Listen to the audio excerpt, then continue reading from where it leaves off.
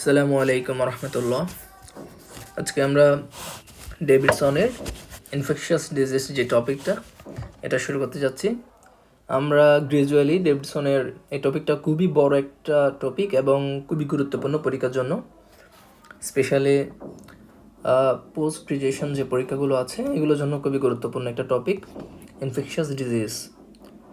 তো আমরা in and out প্রতিটা টপিক আলোচনা করবো এখান থেকে। তাহলে আমরা শুরু করি আর কথা না বাড়িয়ে। তো এখানে আমরা এই পিডিএফটা অনুসারে আগাবো, খুবই সুন্দর একটা পিডিএফ। আচ্ছা, এখানে প্রথমে যেটা দেওয়া আছে ডিএনএ অ্যান্ড আরএনএ ভাইরাসেস। আচ্ছা, আমরা যদি একটু করে বলে নিই, একটা ভাইরাস আমরা জানি, আমরা মাইক্রোবায়োলজিতে পড়ে আসছি, ভাইরাসের কেন্দ্রে থাকে বা সেন্টারে থাকে ডিএনএ আর আরএনএ। এইটা ডিএনএ আর আরএনএ জেনেটিক ম্যাটেরিয়াল।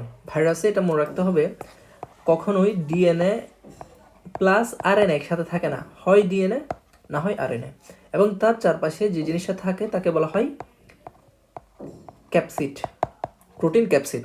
সো এটা হচ্ছে একটা ভাইরাস। কিছু কিছু ভাইরাসের ক্ষেত্রে এর বাইরে আরেকটা আবরণী থাকে, লিপিড আবরণী, লিপিড মেমব্রেন। তখন এই ভাইরাসটাকে বলা হয় এনভেলপড ভাইরাস। এই ভাইরাসকে বলা হয় এনভেলপড ভাইরাসেস। আর যাদের এই ভাইরাসটা, যাদের লিপিড মেমব্রেনটা থাকবে না, তাদেরকে বলা হয় নেকেড ভাইরাস। যাই হোক, তাহলে ভাইরাসে হয় ডিএনএ থাকবে না হয় আরএনএ থাকবে। যে ভাইরাসগুলোর মধ্যে শুধুমাত্র ডিএনএ থাকে তাদেরকে বলা হয় ডিএনএ ভাইরাস। তাহলে আমরা এখানে একটু দেখে ফেলি এই জিনিসটা। তাহলে ডিএনএ ভাইরাস, তাহলে তার জেনেটিক ম্যাটেরিয়াল হচ্ছে ডিএনএ। জেনেটিক ম্যাটেরিয়াল হচ্ছে ডিএনএ, জেনেটিক ম্যাটেরিয়াল ডিএনএ। ওকে, জেনেটিক ম্যাটেরিয়াল হচ্ছে ডিএনএ। আর আরএনএ ভাইরাস জেনেটিক ম্যাটেরিয়াল হচ্ছে আরএনএ। আমরা নর্মালি জানি আমাদের ডিএনএটা হচ্ছে দেখতে এরকম, হ্যাঁ, ডাবল স্ট্যান্ডার্ড। আর আমরা জানি আরএনএ হচ্ছে single standard. So DNA virus most of the type আমাদের যে ডিএনএটা থাকবে সেটা হচ্ছে ডাবল স্ট্যান্ডার্ড ডিএনএ। কিছু কিছু জায়গায় সিঙ্গেল স্ট্যান্ডার্ড ডিএনএ থাকে। আর আরএনএতে আমরা জানি মোস্ট অফ দ্য টাইপ হচ্ছে সিঙ্গেল স্ট্যান্ড আরএনএ, কিছু কিছু জায়গায় ডাবল স্ট্যান্ডার্ড আরএনএ থাকতে পারে। আচ্ছা, তো স্বাভাবিক আমরা জানি আমাদের যে ডিএনএটা হচ্ছে আরএনএর চেয়ে বড় আর আরএনএটা হচ্ছে ছোট। So DNA virus larger, RNA virus হচ্ছে স্মলার। রেপ্লিকেশন আমরা জানি ডিএনএ ম্যাক্সিমাম কোথায় থাকে, নিউক্লিয়াসের ভিতরে। 90% ডিএনএ থাকে নিউক্লিয়াসের ভিতরে, বাকি 10% থাকে সাইটোপ্লাজমে। জিনিসটাকে উল্টা করে দিলেই আমাদের হচ্ছে আরএনএ ভাইরাস। তাহলে আরএনএ 90% থাকে হচ্ছে সাইটোপ্লাজমে, 10% থাকে হচ্ছে নিউক্লিয়াসে। সো রেপ্লিকেশনটা কোথায় হবে ডিএনএ ভাইরাসের, নিউক্লিয়াসের মধ্যে। আরএনএ কোথায় হবে, সাইটোপ্লাজমে। আচ্ছা, মিউটেশন রেট ডিএনএ ভাইরাসগুলো বলা হচ্ছে যে মিউটেশন রেট খুবই কম, আরএনএ ভাইরাসের মিউটেশন রেট খুবই হাই। তা আমরা একটা আরএনএ ভাইরাস যদি বলতে চাই, তাহলে আরএনএ ভাইরাসের মিউটেশন রেট হচ্ছে খুবই বেশি, ডিএনএ ভাইরাস খুবই কম। ওকে, অ্যাকুরেসি অফ রেপ্লিকেশন এগুলো আমাদের আর খুব বেশি প্রয়োজন নাই। আমরা এখানে চলে যাচ্ছি আমাদের মেইন। এগুলো হচ্ছে আমাদের যে 4th ইয়ারে যে ল্যান্স বইটা আছে মাইক্রোবায়োলজি, এখান থেকে তুলে দেওয়া হয়েছে। কি বলা হচ্ছে, একটা চাইল্ডহুড ভাইরাসেস, অর্থাৎ আমাদের যে বাচ্চা চাইল্ডহুড, এদের কোন কোন ভাইরাস দিয়ে ডিজিজ হইতে পারে। যেমন মিজেলস ভাইরাস, আমরা জানি মিজেলস ভাইরাস দিয়ে রোগ হয় 5 to 9 ইয়ার্স পর্যন্ত। এরপর হচ্ছে মাম্পস ভাইরাসে কি হয়, মাম্পস ভাইরাসে হচ্ছে বায়োল্যাটারাল প্যারোটাইড গ্ল্যান্ডটা ফুলে যায়। ইউনিল্যাটারাল হইতে পারে, কিন্তু 75% কেসেসে বায়োল্যাটারাল হয়। দেন কি হতে পারে, মাম্পসের একটা কমপ্লিকেশনস আমরা জানি হচ্ছে অর্কাইটিস হয়। অর্কাইটিস থেকে অ্যাস্ট্রালটি ডেভেলপ করে, বাট এটা খুবই রেয়ার, যদিও খুব বেশি জুনিয়র লেভেলে বলা হয়, কিন্তু এটা খুবই রেয়ার একটা কমপ্লিকেশনস। স্পেশালি যারা ওল্ডার মেল তাদের ক্ষেত্রে অর্কাইটিস ডেভেলপ করে। রুবেলা, এটা খুবই ইম্পর্টেন্ট, আমরা জানি রুবেলা থেকে এটা স্পেশাল হচ্ছে কনজেনিটাল রুবেলা সিনড্রোম, যে জিনিসটা এটা খুবই ইম্পর্টেন্ট। আচ্ছা, এটা হচ্ছে পার্বো ভাইরাস খুবই সুন্দর একটা জিনিস। এটা কাউকে আমরা যখন চর মারি, সাদা ফেস একটা চর মারলে এখানে আমাদের যে আঙ্গুলের ছাপগুলো বসে যায়, হ্যাঁ, চরকে ইংরেজি বলে স্ল্যাপ। তো এটাকে বলা হয় slapped cheeks syndrome. Slapped cheeks syndrome parvo virus দিয়ে হয়। আর যদি পার্বো ভাইরাসটা ইনকেস একটা প্রেগনেন্ট লেডি থাকে, প্রেগনেন্ট লেডি থেকে এটা যদি বাচ্চা দেখে যায়, তখন বাচ্চা যেটা হয় সেটা হচ্ছে প্রচুর হিমোলাইটিক অ্যানিমিয়া হয়, হাইড্রোপস ফিটালিস হয়। ঠিক আছে, আমরা এগুলো দেখলাম। এরপরে আমাদের আরও কিছু ভাইরাস এখানে দেওয়া আছে, এগুলো খুব বেশি দরকার নেই। আচ্ছা, স্কিন লেশনস আমরা এগুলো ইন্ডিভিজুয়ালি পড়বো ডেভিডসনে যাওয়ার পরে। আমরা এগুলো 4th ইয়ারের যে বিষয়গুলো আমরা মাইক্রোবায়োলজি এগুলো একটু দেখতেছি। হারপিস সিমপ্লেক্স ভাইরাস, হ্যাঁ, আমাদের এখানে বেসিক্যালি হারপিস ভাইরাস নামে একটা ফ্যামিলি আছে। হারপিস ভাইরাসের মধ্যে অনেকগুলো হারপিস ভাইরাস আছে, তার মধ্যে একটা হচ্ছে herpes simplex virus 1, herpes simplex virus 1 type 1। এগুলো দিয়ে কি হয় আমরা বেসিক্যালি মনে রাখবো হারপিস ভাইরাস যেগুলো এগুলো দিয়ে হচ্ছে বেসিক্যাল হয়। বেসিক্যাল কি? বেসিক্যাল হচ্ছে আমাদের স্কিন থেকে এরকম একটা লেশন একটা নুডল টাইপের উঠবে এবং এখানে ভিতরে থাকবে ফ্লুইড। তাহলে ফ্লুইড একটা বেসিক্যাল। হ্যাঁ, বেসিক্যাল মানে হচ্ছে ফ্লুইড থাকবে, এটার সাইজটা লেস দ্যান 1 সেন্টিমিটার হবে। যখনই এই ফ্লুইড এই লেশনের সাইজ 1 সেন্টিমিটার চেয়ে বড় হয়ে যাবে তখন এটাকে বলা হয় ব্লিস্টার বা বুলা বলা হয়। সো বেসিক্যাল হচ্ছে ছোট, সোজা মানে ছোট, আর ব্লিস্টার বা বুলা এগুলো হচ্ছে বড়। যাই হোক, এরপর হচ্ছে হারপিস সিমপ্লেক্স ভাইরাস 1, আমরা একটু মনে রাখবো 1 দিয়ে হচ্ছে এটা মাউথে ডিজিজ হয়, স্পেশালি হচ্ছে আমাদের লিপে ডিজিজ হয়, হারপিস লেভিয়ারিজ বলি আমরা। আর যেটা টু দিয়ে আমাদের হয় হচ্ছে জেনিটাল আলসার হয়। আবার দুইটা দিয়ে আমাদের হচ্ছে মেনিনজাইটিস অ্যান্ড ক্যাভালাইটিস হয়। কোনটা কি দিয়ে হয় এটা অনেক সময় জিজ্ঞেস করা হয়। হারপিস সিমপ্লেক্স স্টেপ 1 ONE, তাহলে এখানে মনে রাখবো ই আছে, ই দিয়ে মনে রাখবো এনকেফালাইটিস। তাহলে আমাদের হারপিস সিমপ্লেক্স ভাইরাস টাইপ 1 যেটা, এটা দিয়ে মোস্টলি হচ্ছে এনকেফালাইটিস। তাহলে 2 যেটা সেটা দিয়ে মোস্টলি হচ্ছে মেনিনজাইটিস। তো 1 দিয়ে কি মেনিনজাইটিস হইতে পারে? হইতে পারে, কিন্তু মোস্টলি হয় এনকেফালাইটিস 1 দিয়ে, মেনিনজাইটিস হয় মোস্টলি 2 দিয়ে। আচ্ছা, বেরিসেলা জোস্টার এটা খুবই কমন, আমরা জানি। এটা দিয়ে কি হয়? চিকেন পক্স হয়। একটা দিয়ে দুইটা লেশন হতে পারে। একটা জীবনের প্রথমে যে লেশনটা হয় বাচ্চাদের, এটা হচ্ছে চিকেন ফক্স। এটাকে বলা হয় যে আমাদের প্রাইমারি লেশনস, এই চিকেন ফক্স। হ্যাঁ, তো এই ভাইরাসগুলো আমাদের যে ডরসাল রুট গ্যাংলিয়াতে এগুলো হচ্ছে ডরমেন্ট আকারে থাকে, বেরিসেলা জোস্টার ভাইরাসগুলো। এরপরে অনেকদিন পরে এগুলো আবার রিঅ্যাক্টিভেশন হতে পারে কোনো কারণে, ইমিউনো সাপ্রেশন বা অন্য কোনো কারণে রিঅ্যাক্টিভেশন যদি হয়, তখন আবার তার যে সেকেন্ডারি ইনফেকশনটা হয় তখন এটাকে বলা হয় জোস্টার বা শিঙ্গেলস। হ্যাঁ, জোস্টার বা শিঙ্গেলস। তো আমাদের একটু মনে রাখতে হবে যে আমাদের বাচ্চাকালে যেটা হয় ফার্স্ট ডিগ্রি বা আমরা যেটা প্রাইমারি লেশন বলতে পারি, প্রথমেই যেটা হয় সেটা হচ্ছে চিকেন ফক্স, আর যেটা পরবর্তীতে হয় সেকেন্ডারি লেশন এটাকে বলা হয় জোস্টার বা শিঙ্গেলস। ওকে, সাইটোমেগালো ভাইরাস খুবই ইম্পর্টেন্ট একটা ভাইরাস ইন কেস অফ, এখানে একটু বলে রাখি, সাইটোমেগালো ভাইরাস কিন্তু নর্মাল ইমিউনোকম্পিটেন্ট, মানে নর্মাল যে মানুষ তার বডিতে থাকে, কিন্তু তার বডিতে কোনো ধরনের রোগ তৈরি করে না, সাবক্লিনিক্যালি থাকে। কিন্তু যারা ইমিউনো কম্প্রোমাইজড, স্পেশালি এইডস, তারপর হচ্ছে প্রেগনেন্ট যারা ইমিউনো কম্প্রোমাইজ, তাদের ক্ষেত্রে সাইটোমেগালো ভাইরাস কিন্তু ডিজিজ তৈরি করে। সো আমাদের এটা মনে রাখতে হবে যে cytomegalo virus normally immuno competent যারা, তাদের ক্ষেত্রে খুব বেশি ডিজিজ প্রডিউস করে না, কিন্তু যারা ইমিউনো কম্প্রোমাইজ, স্পেশালি এইডস পেশেন্টের আমরা দেখবো যে সাইটোমেগালো ভাইরাস অনেকগুলো কাজ হয়, তো এগুলো আমরা মনে রাখবো। এপেস্টাইন বার ভাইরাস এটা খুবই ইন্টারেস্টিং একটা জিনিস। তো এপেস্টাইন বার ভাইরাস দিয়ে আমাদের যে ডিজিজটা হয় তাকে বলা হয় ইনফেকশিয়াস মনোনিউক্লিওসিস। এটা সাইটোমেগালো ভাইরাস দিয়েও হতে পারে, কিন্তু মোর কমন হচ্ছে Epstein Barr virus, infectious mononucleosis. Epstein Barr virus দিয়ে আর কিছু মেলিগনেন্সি হয়। স্পেশালি আমরা যদি মেলিগনেন্সিগুলো বলি, এগুলো পরীক্ষার জন্য খুবই ইম্পর্ট্যান্ট। মেলিগনেন্সি এগুলো আমরা আবার পরে পড়বো ইন্ডিভিজুয়ালি, যখন এপেস্টাইন বার ভাইরাস পড়বো যখন ইন্ডিভিজুয়ালি, তখন আমরা এগুলো আবার পড়বো। এখন এপেস্টাইন বার ভাইরাস দিয়ে যে মেলিগনেন্সিগুলো হয়, যেমন হচ্ছে নেজোফেরেঞ্জিয়াল কাসিনোমা, তারপর হচ্ছে বার্কিট লিম্ফোমা, এগুলো হতে পারে। আরেকটা বিষয় হচ্ছে পোস্ট ট্রান্সপ্লান্ট যদি কোনো মেলিগনেন্সি হয়, এগুলো হচ্ছে এপেস্টাইন বার ভাইরাস দিয়ে হতে পারে। দেন হিউম্যান হারপিস ভাইরাস 8 বা ক্যাপোসি সার্কোমা অনেক সময় জিজ্ঞেস করা হয় এটা কোন ধরনের, মানে কোন জায়গার এটা একটা কার্সিনোম, এটা হচ্ছে ব্লাড ভেসেলের। ক্যাপোসি সার্কোমা হচ্ছে একটা ব্লাড ভেসেলের কার্সিনোমা। স্মল ফক্স হতে পারে। মলাস্কাম কন্টাজিয়াসাম ভাইরাস, ওকে। হিউম্যান পেপিলোমা ভাইরাস, এটা in case of gynae and অবস খুব ইম্পর্টেন্ট একটা জিনিস, কারণ হিউম্যান পেপিলোমা ভাইরাস এটা দিয়ে স্পেশালি হচ্ছে স্টেন 16 অ্যান্ড 18, এটা দিয়ে স্পেশাল হচ্ছে সিএসআর বিক্স হয়। হ্যাঁ, এই কারণে সিএসআর বিক্স যেহেতু হয়, এই জিনিসটা খুবই important in case of gynae and obs. CSR বিক্স স্পেশালি গাইনির ক্ষেত্রে এটা আমাদের মনে রাখতে হবে। সিএসআর বিক্স আমরা ওদিকে যাচ্ছি না। ওকে, আচ্ছা এখন এখানে একটা ভাইরাস আমি না বললেই নয়, সেটা হচ্ছে ইনফ্লুয়েঞ্জা ভাইরাস। এই যে ইনফ্লুয়েঞ্জা ভাইরাস, এটা হচ্ছে সেগমেন্টেড, মানে তার যে ভাইরাল যে আরএনএটা আছে, আরএনএটা এরকম না, এটা সেগমেন্ট করা আরএনএটা। কি হয়, কি সুবিধা বা কি অসুবিধা সেগমেন্টের কারণে? এই সেগমেন্টের কারণে দুইটা জিনিস এখানে জেনেটিক, একটা হচ্ছে শিফট, একটা হচ্ছে ড্রিফট তৈরি হয়। এটা হচ্ছে জেনেটিক শিফট, একটা হচ্ছে ড্রিফট। ড্রিফট মানে হচ্ছে minor changes in genetic material বা ডিএনএ, শিফট মানে হচ্ছে মেজর চেঞ্জেস। তাহলে যেখানে মেজর চেঞ্জেস হবে সেটাতে কমন সেন্স কী বলে, প্যান্ডেমিক, এপিডেমিক নাকি এন্ডেমিক হবে। মেজর চেঞ্জ যেখানে হবে শিফটে তাহলে এখানে হবে প্যান্ডেমিক,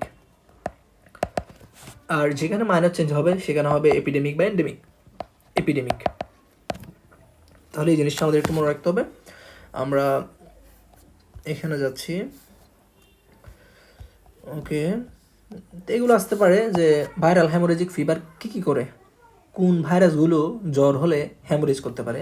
একটা আমাদের পার্সপেক্টিভে বলতে হবে, সেটা হচ্ছে প্রথমে যেটা বলতে হবে ডেঙ্গু ভাইরাস, তারপর Ebola virus, Lhasa fever, yellow fever. তাহলে আমরা 2-3টা মনে রাখলে হচ্ছে ডেঙ্গু, ইবোলা, ইয়েলো ফিভার। আচ্ছা যাই হোক, আমরা এগুলো বলার পরে virus transmitted in the blood, কিছু ভাইরাস ব্লাডের মাধ্যমে ছড়ায়, এগুলো আমাদের একটু মনে রাখতে হবে, খুবই ইম্পর্টেন্ট। হ্যাপাটাইটিসের মধ্যে আমরা জানি 5টা ভাইরাস আছে স্পেশালি, তার মধ্যে বি, সি এবং ডি। একটা নতুন ভাইরাস এখন জয়েন্ট হয়েছে যেটাকে জি ভাইরাস বলা হয়। তাহলে BCGD এই 4টা হচ্ছে আমাদের ব্লাডের মাধ্যমে ছড়ায়। HIV, human T cell lymphotropic virus, cytomegalo virus, Epstein Barr virus এবং ওয়েস্ট নিলে ভাইরাস। যতটুকু আমরা মনে রাখতে পারি সেক্সুয়ালি ট্রান্সমিটেড ভাইরাসের মধ্যে প্রথমে যেটা বলতে হবে সেটা হচ্ছে যে আমরা বলেছি হিউম্যান প্যাপিলোমা ভাইরাস, যেটা হচ্ছে আমাদের CSR মিক্স করে মেয়েদের। আর এটা নর্মাল যে লেশন করতে পারে নর্মালি, সেটা হচ্ছে ভাইরাল ওয়ার্ডটা হচ্ছে অনেক সময় হাতে, মানে সোজা মানলে হচ্ছে আমরা যে আচিল বলি, আচিল এই আচিলটা হচ্ছে ভাইরাল ওয়ার্ড। এই আচিলটা করতে পারে ভাইরাল ওয়ার্ড করতে পারে হিউম্যান প্যাপিলোমা ভাইরাস, আর মেয়েদের ক্ষেত্রে আমরা বলেছি CSR মিক্স করতে পারে। ওকে, সেন্ট্রাল নার্ভাস সিস্টেম, মেনিনজাইটিস আমরা বলেছি, এগুলো এখান থেকে আমরা না পড়ে এগুলো আবার আসবে আমাদের, আমরা মেন বই চলে যাই, আমরা এগুলো পরে দেখবো আমরা মেন বই যদি চলে যাই তাহলে একটা সিকোয়েন্স চলে আসবে। তাহলে এটা হচ্ছে ডেভিডসনের প্রথম পেজ ইনফেকশাস ডিজিজের মধ্যে, প্রতিটা টপিকের মধ্যে ডেভিডসন এরকম একটা পেজ থাকে। তো আমরা এই জিনিসটা থেকে শুরু করব। হ্যাঁ, তাহলে ইনফেকশাস ডিজিজ, আমরা একটা মানুষ যদি ইনফেকশন নিয়ে আসে, আমরা বলি তার একটা জ্বর থাকবে, তাহলে তার টেম্পারেচারটা বাড়বে। এখন টেম্পারেচার 2 কারণে বাড়তে পারে, একটা হচ্ছে ইনফেকশনের কারণে বাড়তে পারে, একটা হচ্ছে নন ইনফেকশিয়াস। যেমন আরেকটা হচ্ছে তার কোনো কিছু নাই, ইনফেকশনও নাই, নন ইনফেকশিয়াস কজও নাই, সে নিজে টেম্পারেচার বাড়াই ফেললো। যেমন সে কোনো কারণে এটা অভিনয় করতেছে যে তার জ্বর উঠছে, স্কুলে যাবে না একটা বাচ্চা, অভিনয় করতেছে জ্বর উঠছে। কীভাবে দেখা যায় যে হচ্ছে এক্সিলাতে সে হচ্ছে রসুন দিয়ে এখানে হচ্ছে টেম্পারেচার বাড়াই দিছে, তাহলে এটা তো তার জ্বর ওঠে নেয়। সো টেম্পারেচারের এটা বিভিন্ন ক্রাইটেরিয়া থাকতে পারে। তাহলে আমরা বলেছি 3টা, একটা হচ্ছে ইনফেকশিয়াস কজে হইতে পারে, একটা হচ্ছে নন ইনফেকশিয়াস আমরা এর খুব ভালো করে পড়বো। নন ইনফেকশিয়াসের মধ্যে আমি যদি 1-2টা কজ বলি, একটা হচ্ছে ক্যান্সার বা মেলিগনেন্সি, আর একটা হচ্ছে অটো ইমিউন, কারণ অটো ইমিউনে কিন্তু কোনো মাইক্রো অর্গানিজম ঢুকে নাই, অটো ইমিউন তার বডি কারণে হচ্ছে। তাহলে ইনফেকশিয়াস আমরা পড়বো। নন ইনফেকশিয়াসের মধ্যে আমরা বলেছি ক্যান্সার হতে পারে, অটো ইমিউন হতে পারে, আরেকটা হচ্ছে তার জ্বর নাই আসলে, সে অভিনয় করতে, সেটা বলে ফ্যাকসিশিয়াস। এটা অনেক সময় আসে রিটেনে যে ফ্যাকসিশিয়াস যে ফিভার, এটা কীভাবে আমরা ডায়াগনোস করবো।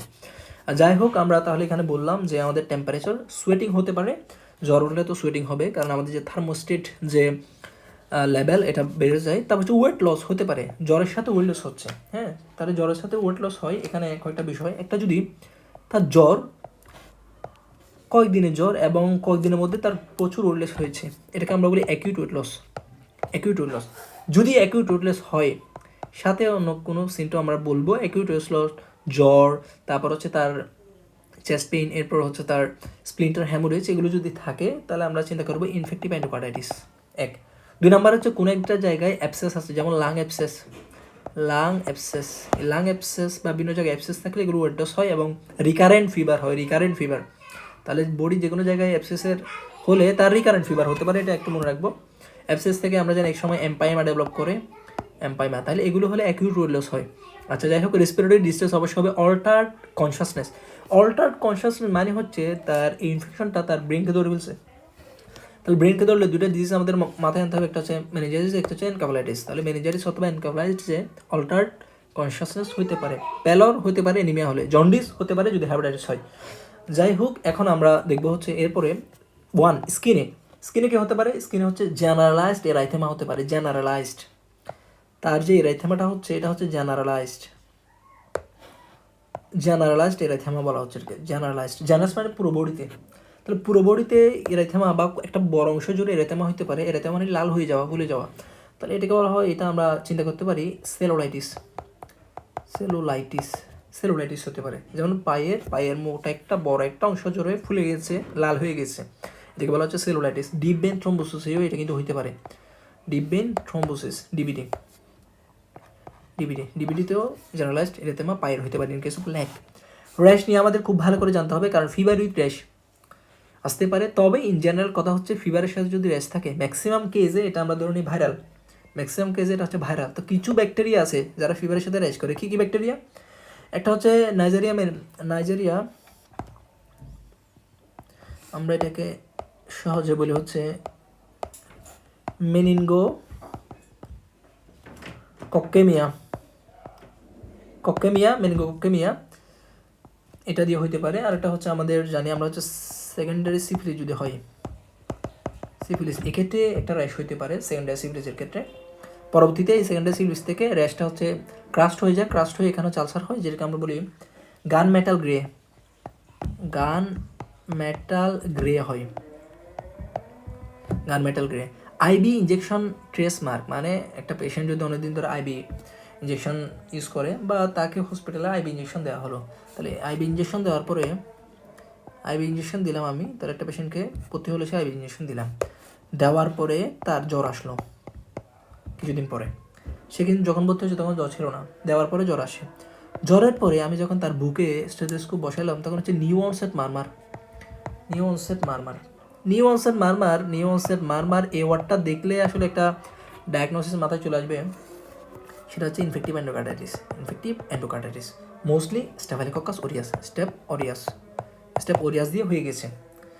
তো যদি এটা হয়, আমরা এক্ষেত্রে আমরা চিন্তা করবো যে আমরা যেহেতু আইবি দিয়েছি, তাহলে আইবি মানে কোনো একটা ভেনে দিয়েছি, ভেন থেকে এটা সার্কুলেট করে আমাদের রাইট এট্রিয়ামে যাবে, রাইট এট্রিয়াম থেকে যখন রাইট ভেন্ট্রিকলে এই অর্গানিজমটা যাবে, তখন হচ্ছে যেখানে যে ট্রাইকাসপিড ভাল্ব সেটাকে ইনভলভ করে ফেলবে। তাহলে এটা মেনলি কাকে ধরবে? ট্রাইকাসপিড ভাল্বকে। তো ট্রাইকাসপিড ভাল্ব থেকে এখানে কোনো ভেজিটেশনস হবে, কিছু থ্রম্বাস তৈরি হবে, থ্রম্বাসগুলো যখন ছুটে যাবে তখন আমরা এদিকে বলি অ্যাম্বুলাই। তাহলে ট্রাইকাসপিড ভাল্ব থেকে থ্রম্বাস ছুটে গিয়ে রাইট ভেন্ট্রিকলে যাবে, রাইট ভেন্ট্রিকল থেকে কোথায় যাবে? পালমোনারি আর্টারিতে যাবে, সেখানে গিয়ে এই থ্রম্বাসটা জমে যেতে পারে, এটাকে বলা হয় সেপ্টিক পালমোনারি এম্বুলাই হতে পারে। ওকে, ইনফেক্টিভ এন্ডোকার্ডাইটিসের ক্ষেত্রে।